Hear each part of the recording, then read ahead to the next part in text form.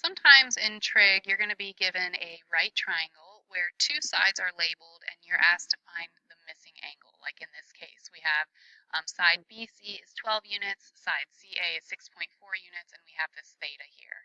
And in order to find a missing angle, you're still going to be using trigonometry. So we have sine, cosine, and tangent.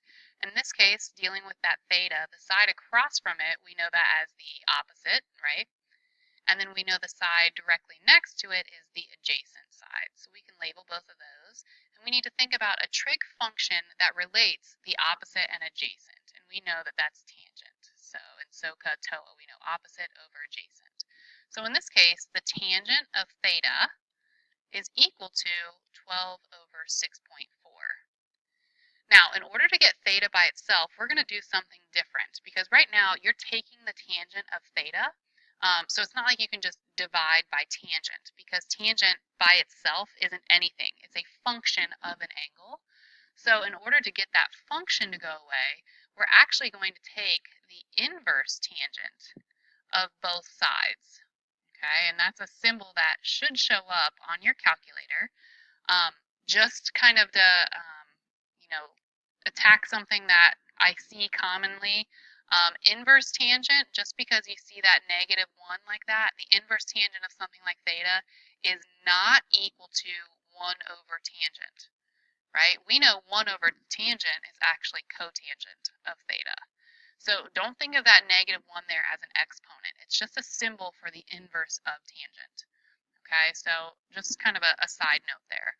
But what happens when I take the inverse tangent of tangent, I'm essentially left with theta by itself, and then I'm just needing to rely on a calculator to take the inverse tangent of the quantity 12 divided by 6.4.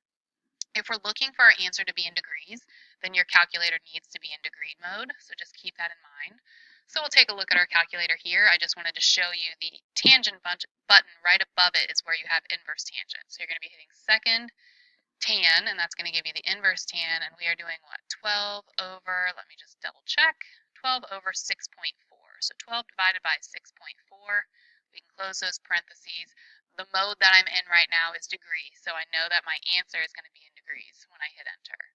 And we get 61.9, we'll just round to that nearest tenth. So this is going to, theta is going to be about 61.9 degrees. And remember, you always want to make sure that you label because if there's not a label there, we assume that it is in radians. So let's take a look just at a couple more examples there for you. Here we see theta. Across from it, this is the opposite side. So this will be our adjacent side. And across from that 90-degree angle, this is the hypotenuse. So adjacent A, hypotenuse H, we know that we're going to be using cosine. So COHCAHTOA. So the cosine of theta equals adjacent over hypotenuse, so 8.1 over 11. Again, to get theta by itself, we're going to take the inverse cosine of both sides. Notice I'm not saying multiply by inverse cosine. You can't multiply by that. You are taking the inverse cosine of each side. So that means theta is by itself, and I need to use my calculator. So we do second cosine to get the inverse cosine of, let's double check, 8.1 over 11. So 8.1 divided by 11, close those parentheses, and we get about 42.6. So theta in this case is 42.6 degrees. We'll do one more. Here's theta, so this side over here is across from it, so it's the opposite, and then this is the longest side across from the right angle, so we have our hypotenuse. So in this case, we will be taking the sine of theta, and that equals 3 over 7. So to get theta by itself, we will take the inverse sine of both sides. So the inverse sine of 3/7 will give us theta. So then we just need our calculator.